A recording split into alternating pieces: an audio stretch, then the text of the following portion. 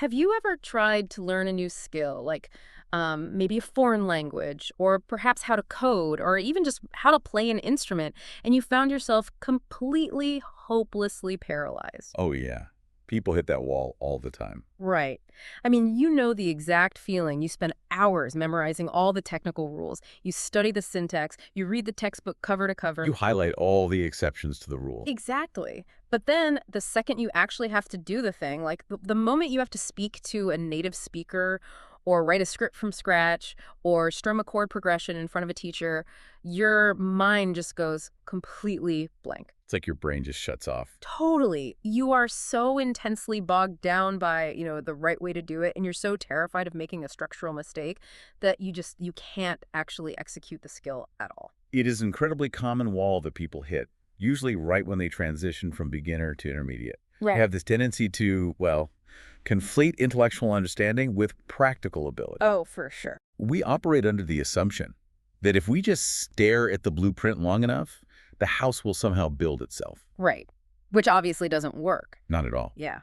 Because cognitive science tells us that analyzing a thing and actually performing a thing, they utilize entirely different pathways in the brain. And that tension, that friction between knowing the rules and actually executing the skill, that is the heart of what we are getting into today. It's a fascinating topic. It really is. So we are taking a deep dive into a really fascinating source document. It's a transcript from day 7 of an English language learning program, and it's called English Decoded. Yeah. And the mission of our deep dive today is to explore the specific language acquisition methodology this program is teaching. It's a technique they call shadowing. Right, shadowing. But we aren't just looking at the mechanics of how they teach, we are looking at what they teach. So we're going to analyze what this program's curation of 99 specific everyday sentences reveals about, the fundamental architecture of human interaction. It's surprisingly deep. Okay, let's unpack this. Because on the surface, this is just a list of practice sentences for English learners. But when you look closely at the sequence, it actually serves as this incredible, almost anthropological roadmap to modern daily life. I'd say it is a masterclass in extreme pragmatism. But before we get into the actual contents of that roadmap, the 99 sentences themselves, we have to look at the vehicle they are asking the learner to drive. The methodology. Exactly. The methodology itself dictates the content. Right, the concept of shadowing. So the hosts of the source program explain that shadowing means you listen to a sentence and then you repeat it right after them, immediately. Like a fraction of a second later. Right. The goal is to perfectly copy their rhythm and their pronunciation. And they give this very specific, almost radical piece of advice right at the top of the lesson. They tell the learner, you don't need to think about grammar rules while you do this. Just relax, listen, and let your mouth copy the sounds. Yeah. Let your mouth copy the sounds, which, is a bold instruction. It is. But that specific instruction to just copy the sounds, it completely bypasses the analytical part of the brain. The prefrontal cortex wants to dissect a sentence. It really wants to identify the subject, isolate the verb, find the object, and label the preposition. It wants to do the math. Exactly. And shadowing basically tells that part of the brain to quiet down. It kind of reminds me of watching programmers learn a new coding language. A lot of times, they won't even read the theory first. They will literally just pull up an existing repository of code and type it out line by line. Just character by character. Yeah, just to feel the syntax in their fingers before they ever try to understand the back-end logic. Or like learning a martial arts kata, you aren't thinking about the physics of the punch. You're just repeating the physical motion. Right, until your body knows it better than your brain does. But I do have to push back here a little bit. Sure, go ahead. Is it actually effective to just let your mouth copy the sounds without understanding the underlying grammar? Like, does bypassing the rules actually work for adult learners? Because honestly, telling an adult to just make the noise feels like you are skipping a really vital step in comprehension. Well, what's fascinating here is that this approach actually mimics how we acquire our very first language. Oh, interesting. Think about it. When you were a toddler, your parents didn't sit you down with a whiteboard and explain past participle verbs or dangling modifiers. I hope not. Right. You learned through immersion, through endless repetition, and most importantly, through finding the rhythm of speech. The rhythm. Yeah. The hosts in the source material repeatedly encourage the learner by saying, that's it, you're finding the rhythm. They say it over and over.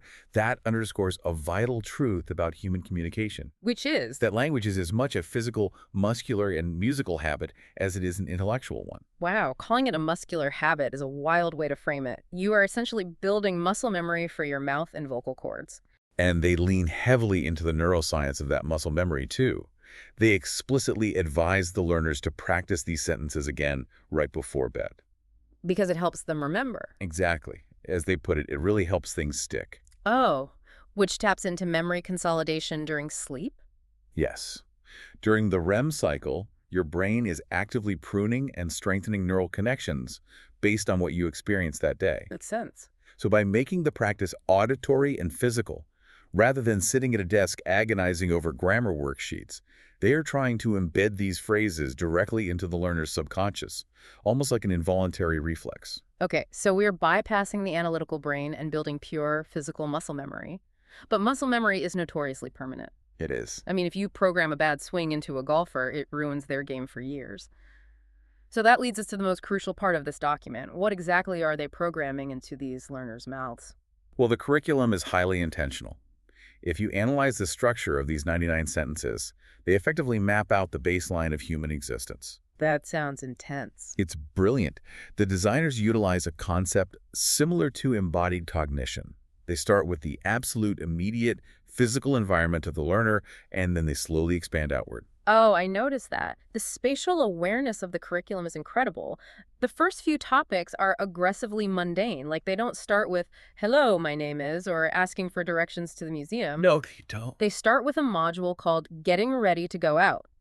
The sentences are things you and I probably say to ourselves or our families every single morning. Sentence 1 is simply, I need 10 more minutes to get ready. Very relatable. Very. Sentence 2 is, have you seen my keys anywhere? And then sentence 6 is, I forgot to charge my phone last night. So they anchor the abstract concept of a new language to the tactile reality of the learner's bedroom or living room. The keys, the phone, the clock. And then it moves seamlessly outward into the next room. We get modules like cooking at home with phrases like, I forgot to preheat the oven and can you pass me the salt, please? And then out the front door into public transportation, shadowing phrases like, I missed my stop because I fell asleep and, excuse me, is this seat taken? So what does this all mean? When you read through these sequential modules, you realize these aren't isolated vocabulary lists. They're universal micro-narratives. Micro-narratives, I like that. Take sentence 4. Grab your jacket, it's a bit chilly outside. That single sentence perfectly encapsulates this shared global experience of standing at the threshold of your home, trying to corral the people you live with, and just get out the door. It's a tiny universal story of domestic life. Exactly. It establishes the geography of daily life. The program prioritizes immediate practical utility above all else. Yeah. These are quite literally scripts for navigating space and time in a modern city. We should leave now if we want to be on time. Which platform does this train leave from? Very practical. The designers of this curriculum understand something fundamental. Before a learner can debate philosophy or discuss art or even make a joke in a new language, they have to be able to find their keys, get on the right bus, and feed themselves. It is a hierarchy of needs translated directly into a language syllabus. The physical environment must be mastered first. I mean, I follow the logic of moving outward from the bedroom to the kitchen to the bus, but I have to stop you there because as you read further into the document, the curriculum feels completely disjointed. How so? Once they get the learner out the front door, the deep dive takes this massive, sudden turn. We go straight from the low-stakes reality of finding lost keys and making soup into these incredibly high-stakes, anxiety-inducing arenas of self-advocacy. Yes. The stakes do escalate dramatically in the middle section. It feels like whiplash, and the source material jumps right into job interviews. Sentences like, tell me a little about yourself. I have 3 years of experience in this field, and I'm a quick learner, and I work well under pressure. Which are crucial phrases. Sure, but then it pivots straight to, at the doctor's. Where does it hurt exactly? I have a sore throat and a mild fever. I'm allergic to certain types of medicine. And then into housing. Yes, right into renting an apartment, asking things like, is there a deposit required before moving in? And how much is the monthly rent, including utilities? Doesn't mixing up mundane kitchen chores with literal life and death medical situations just confuse the learner? It seems like it would. Why package these high anxiety situations alongside asking for the salt? Well, if we connect this to the bigger picture of cognitive load, it actually makes perfect sense. Look at what those three modules represent: securing income, managing health, and maintaining shelter. Okay, yeah. Those are the absolute foundational pillars of human survival. When you are sitting half-naked on crinkly paper in a doctor's office, or sitting across from a hiring manager who holds your financial future in their hands, your physiological stress levels are off the charts. Oh, absolutely. The cognitive load in those moments is immense. Your cortisol is spiking, you are sweating, you are desperately trying to read the social cues in the room. Yeah, and when your brain is flooded with stress hormones, the last thing you have the capacity to do is mentally thumb through a grammar textbook. That is such a real phenomenon. Yeah. Anyone who has learned a language knows that agonizing mental calculation. Oh, I've been there. You are sitting there with a doctor staring impatiently at you, and you are trying to figure out, wait, did the pain start happening in the past and is still happening? Is that the past continuous tense? Or did it happen before I ate the sandwich, which would be past perfect? Exactly. And by the time you figure out the conjugation, the moment has passed. But by turning these stressful, high-stakes statements into practiced rhythmic muscle memory through shadowing, the program removes that paralyzing cognitive load entirely. You don't have to build the sentence from scratch while the doctor is staring at you. Right, you just trigger the reflex. The mouth remembers how to say, I'm allergic to certain types of medicine, because you shadowed it a dozen times before bed, letting the rhythm sink in. Wow. So flattening the delivery mechanism, treating a job interview script with the exact same casual, repetitive rhythm as asking for the salt strips the panic away from the language itself. It neutralizes the threat. The brain no longer views the complex English sentence as an obstacle. It just views it as a sound pattern. That is a brilliant way to design a curriculum. It's essentially equipping the learner with verbal armor for the moments when they are most socially and physically vulnerable. That's a great way to put it. Okay, so we've got the basics of physical survival covered. The learner can find their keys, navigate the transit system, secure an apartment, pass a job interview, and see a doctor. Once those logistics are secured, the source material moves into higher-level social participation. Right, moving from merely surviving a society to actually living in it. And this is where the script reveals some fascinating cultural markers about what is deemed essential conversation today. They include modules like sports and exercise, shadowing phrases like, I pulled a muscle during yesterday's workout, and yoga has really helped with my flexibility. Very modern topics. Right, and they cover celebrations and holidays with stuff like, the fireworks last night were absolutely amazing, and they have a whole section on expressing preferences, which is all about forming a social identity. Like what kind of sentences? Sentences like, I'm more of a morning person than a night owl, and I'd rather stay in tonight than go out. Yeah, those are phrases entirely designed around establishing personality, setting boundaries with peers, and finding common ground. But here's where it gets really interesting. Tucked in among these standard social scripts is a module that I found incredibly surprising for a basic 99-sentence survival language course. The module is called Environment and Nature. It is a very telling inclusion. It really is. The source has the learner shadowing sentences like, we should all try to reduce plastic waste. Recycling has become a habit in my household, and climate change is affecting weather patterns everywhere. This raises an important question about how we define fluency in the modern world. How so? Well, fluency is no longer just about stringing verbs and nouns together correctly, right? It's about cultural literacy. The inclusion of an environment and nature module right alongside public transportation and cooking tells us something profound about modern societal priorities. It is literally treating global warming like small talk. Exactly. Discussing recycling habits and climate change is now considered just as foundational to participating in modern society as asking someone to pass the salt or asking how much a train ticket costs. It perfectly reflects the current zeitgeist. It does. If you look at language primers from 20 or 30 years ago, they wouldn't have prioritized phrases about reducing plastic waste. The environment was an advanced political topic, maybe reserved for a university debate class. Yeah, older textbooks were so focused on things like asking for directions to the post office or talking about hobbies like stamp collecting. Weather was just, it is raining today. But today, if you want to integrate socially, if you want to chat with coworkers in the break room, or talk to a fellow parent at the park, or go on a casual date, you need to be able to navigate these specific ecological and environmental touchpoints.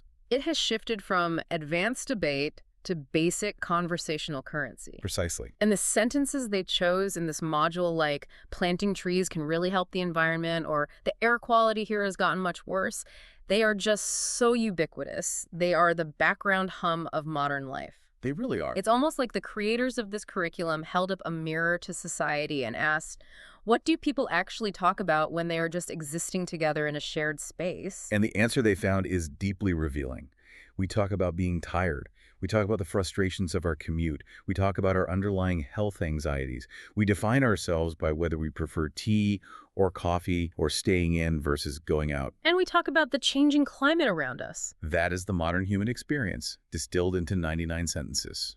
It is genuinely incredible to see it all laid out sequentially like that. We've gone on quite the journey with this deep dive today. And we really have. We started by looking at the raw mechanics of the shadowing methodology, this idea of entirely bypassing the rigid, paralyzing rules of grammar to find the physical rhythm of language, treating it more like a martial art or playing music by ear, letting the mouth build the memory. And then tracing how that methodology is applied systematically to the hierarchy of human needs, moving outward from the body to the broader world. From the very immediate micro-narratives of finding our lost keys and charging our phones to securing the heavy pillars of survival like navigating a stressful job interview or describing pain to a doctor. All the way up to higher-order social integration. Right. Debating climate change, talking about yoga, and declaring ourselves night owls or morning people. It is a complete, compact toolkit for modern existence. It really makes you think about how we approach all kinds of learning in our own lives.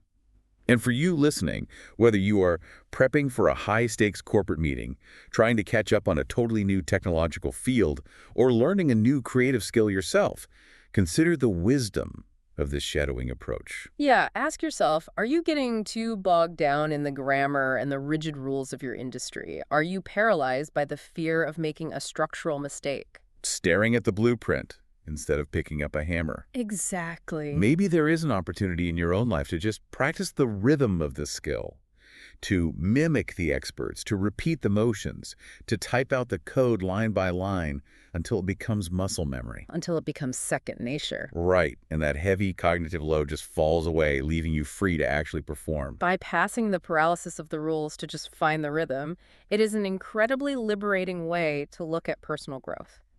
Which leaves us with a final, lingering question to ponder based on this program's methodology. Well, we just spent this time analyzing a highly curated script of 99 sentences that sum up basic human interaction. But if you had to distill your own specific daily life into a shadowing script of just a few repetitive sentences, what would it sound like? Well, that's a great question.